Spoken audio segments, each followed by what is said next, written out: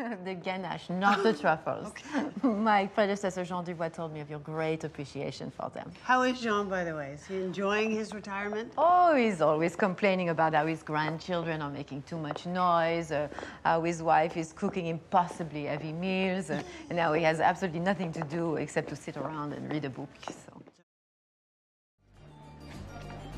They told me to do that, and now they want to talk to you. Scusa! That won't be necessary. Oh my God! I don't believe it! When did you get to town? Just yesterday. Darling, you look fantastic. Oh, I can't let you do this. Of course you can. You can pay me back never. So, Carole, welcome back to Sentientist Conversations. It's great to talk to you again. It's great talking to you again. It is. So I love these conversations. We had quite an in-depth conversation last time about your personal story and how that links to the ideas behind Sentientism, the sort of evidence, reason, and compassion philosophy, and how that resists various forms of oppression that we talked about last time. What I thought we'd do today is a sort of quicker conversation about how that intersects with your life and career in the world of showbiz. And, yeah. Yeah, showbiz, it might be the opposite of sentientism. It might well be, which is why I think there's quite an interesting overlap there. And yeah. The first part of the conversation we talked about, you mentioned you'd grown up in an atheistic household, so you started out with quite a sort of naturalistic worldview, quite a scientific way of thinking that I think to you and me feels quite natural. But in some of the worlds you live and work in, it's actually pretty unusual. I don't know if you can sort of talk us through how that feels and whether there are any particular instances where that part of your philosophy has had a bearing on how you're treated or how you work. Or it's a very interesting feeling to maybe be the only atheist, radical atheist, vegan, feminist in my midst. Yeah. It's a very strange feeling, and I'm always weary about really being out there telling people right up front, look, I'm a vegan, I'm a sentientist, I'm a secular humanist, I'm an atheist, I'm a radical feminist, and you think, even though these are things that I'm proud to be and to feel and proud to live that way, I think that a lot of people in showbiz here in Hollywood might have negative feelings about those issues.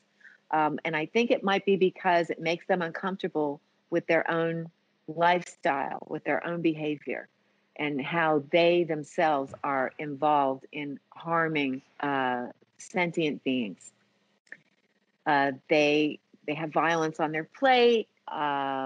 They might have engaged in misogyny in showbiz. It's very, very common. And I think that atheists tend to make people uncomfortable. They falsely think that people who are atheists are immoral.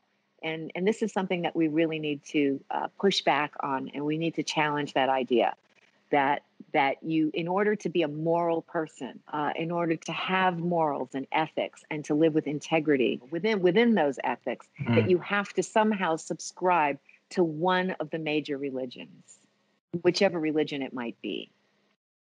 And this is a lie. This is a lie that we must challenge. Every atheist I know has integrity, and they have values, and they have morals, and they live a moral life. Yeah, I think if you don't have a supernatural way of thinking, you almost have to think your morality through from ground principles about suffering and death and, the real basics, and build up from there. And too often it does seem that a supernatural worldview is almost used to justify or defend morals that don't really make, sense in a common sense way.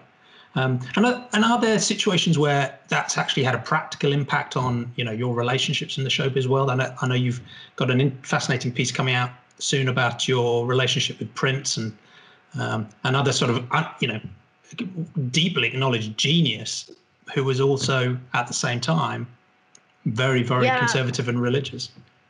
Yeah, I think that might be one of the ways that religiosity impacted my life in a most significant way, which is what this piece is about. This article is about. It's called "I Made Slow Love with Prince," and it's not what you think.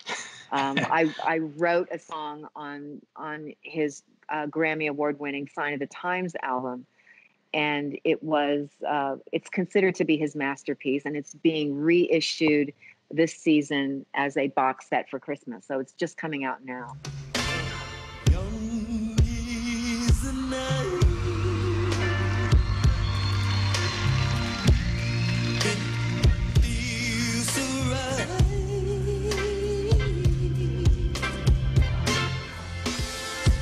Is the night for making slow love.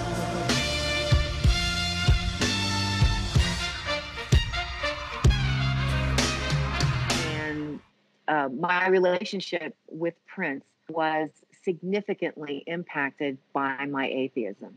As a matter of fact, every time we would come together to work, we would have a huge argument about how the Bible is full of misogyny, femicide, infanticide, war, slavery, everything that's wrong in this world can come from those books. I don't really find that those books are all that. I mean, they're very far from the words of Christ. Yeah. So that's how it affected me. He found it impossible to work with a person who didn't believe what he believed, and he was a deeply, deeply religious man. He was raised as a Seventh-day Adventist, and then he became a born-again Christian. So he was utterly evangelical, and he had a literal biblical worldview. He really did believe that the world was not very old at all, didn't believe in dinosaurs, didn't believe in paleontology. So literally, 6,000 years, that was it. Yeah, that was it. Yeah. And I challenged Prince on it. I actually he had never been to a museum, and I took him this was in New York, and I took him to the Museum of Natural History. And this is all in my piece. I brought him there for an exhibit of Lucy, the Australopithecine, who was part of a group of Australopithecines that flourished between 3 and 4 million years ago. Yeah. And her bones were displayed there. Lucy, the oldest known Australopithecine that we have access to, was displayed there at the Museum of Natural History in all of her splendor. And I said to Prince, I brought Prince to this exhibit, and it was his very first visit to any museum. I figured I'd have a good starter museum for him, since he had never been to one, a museum that all children like. And he was very childlike in a way. And I'm saying this in a loving way. Yeah. He was very boyish, So I kind of pushed back on his biblical worldview by bringing him to this exhibit. And we're standing there looking at the bones of Lucy. And I say to him, because I was in awe of the science and the discovery that led to this exhibit. And I said to Prince, I said, look, that's our great grandmother. And he looked down, he turned red, and he looked at me and he said, I don't know about you, but I don't come from no ape, and then he pivots like in a dance move, like a James Brown move, like he did on stage. And he ran out with his bodyguard through the great halls of the museum into Hayden Planetarium, which is an annex of the Museum of Natural History, is a planetarium. And I'm running after him, and he's running, in his high heels all through the halls of this museum. Past the fake dinosaurs. Past the dinosaurs, exactly, more proof. And he's walking through now, he's in the meteor room. And I catch up with him, and he stops, and he composes himself, and he turns around to me, and he points to this giant meteor that's, the size of a mobile home. And he says, next thing you're going to do is tell me that came out of the sky. And he left. And he left me standing there just bewildered by his stubborn religiosity. And so, it did affect me. So being an atheist did affect my career to some degree, because had I instead, gone to an Easter service with him and just nodded my head, and it did not push back against the biblical worldview, I might have made a lot more records with him. I might have written many more songs with him that were published. I don't know.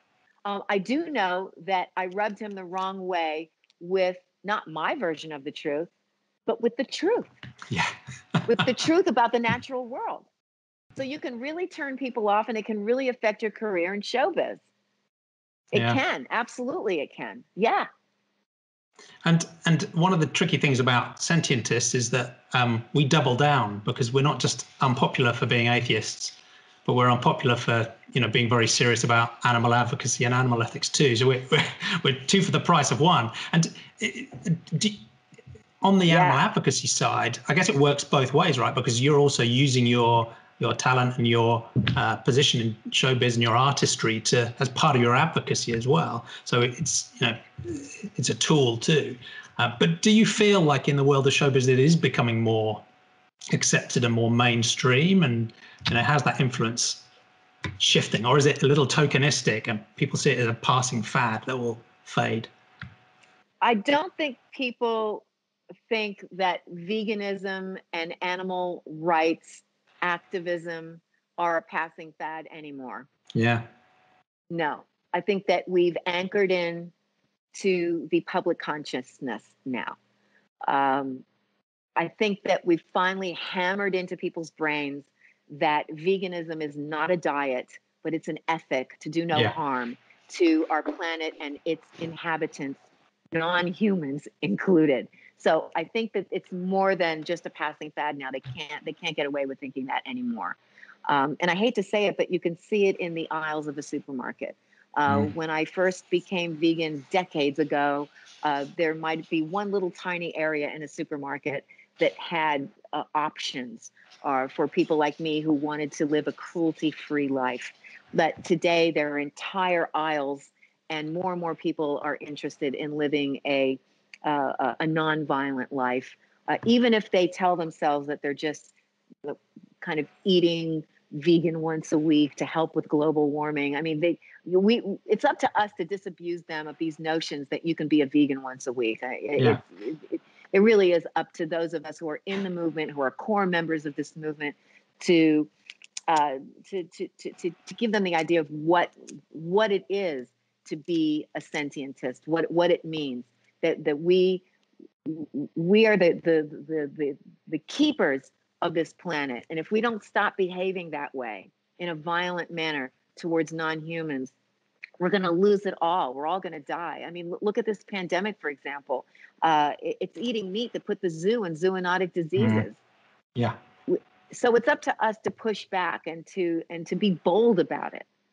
And it does feel like things are genuinely shifting, and you can see it, I guess, in the showbiz world. There are more and more people who are very open about their stance on animal ethics and the environment, but it doesn't seem to be breaking actually into the content very much. So you will see environmental themes coming into songs and films and movies and so on. But there aren't many people who've sort of followed your lead and actually written songs like "Set Me Free" or developed content that really puts animal advocacy at the center. Do you think more people are we're going to see more of that happening?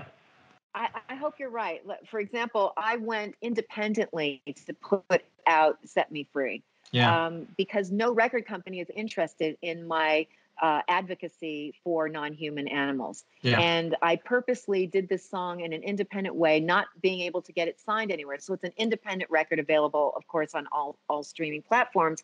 But I went to the abandoned LA Zoo to film this video.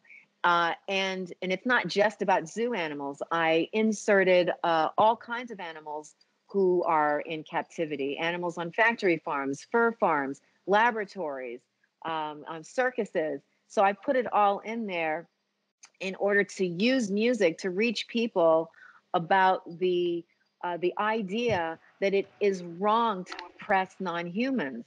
So yeah, I'm using music to do that, but it's going to be a minute before established record companies are willing to sign people like me. I mean, I was signed to the biggest labels, but they kind of tell you what kind of music to do. Yeah. I don't think that a major label is going to want to put this record out, but that's okay. So we have to go there and we have to support vegan artists.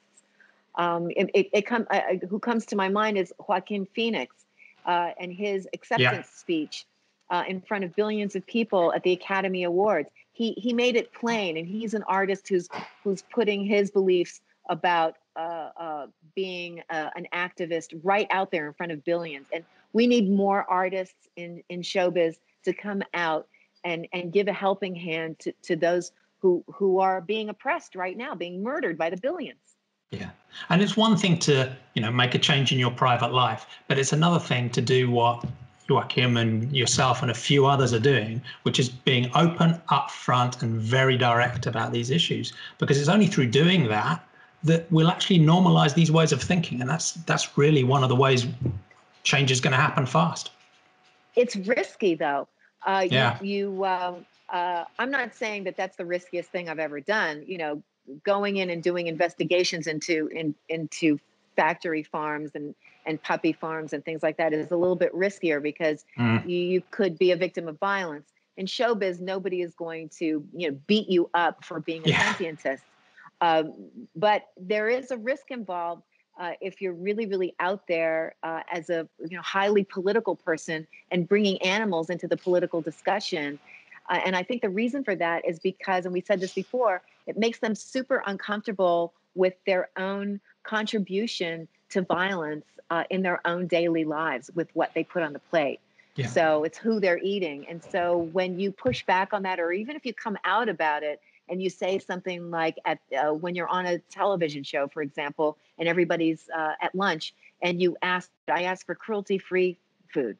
I don't want to eat anybody who was screaming, I don't want to cause any harm. Do you have any cruelty-free food? Yeah. And so that's kind of a way of getting that in there. And then if you sit down with other people in showbiz and they're eating ribs of somebody who died screaming, you don't really have to do much other than just be an example and be out with it and say, oh no, I could never eat that. And then they feel bad. I think that's what it is. It makes them really uncomfortable. They don't want to think that they were involved in some horrific act of cruelty, but that's what's on their plate. So, if you just look at their plate a certain way and go, I'm judgy. I'm judgy because murder is involved. Yeah. You're helping them see the truth as you tried to show Prince the truth in the museum. Yeah, I think it's important. And, we don't have to be mean about it. We just have to be firm about it. Yeah. Stand up for animals every day. Stand up for this planet every day. Every day we get an opportunity to stand up for animals. Every single day. Well, I'm so glad you're doing it, out and proud and vocal and direct. And it's a real honor to have you associated with us as a celebrity sentientist. It's been great to talk to you. It's really nice talking to you too. I don't feel comfortable with the celebrity thing. I'm just, I'm one of the minions in showbiz. I'm just a working actor and a working musician. But I'm trying to recruit more people all the time to really take notice of what's going on. We're going to lose it all if we don't do something about it. And anyway, it was really nice talking to you. I feel like Sentientism is like home for me. That's wonderful to hear. Thank you. It's been a real pleasure to talk to you again. To you too. Thanks, Carole. Set me free, why don't you, babe? Give me my life.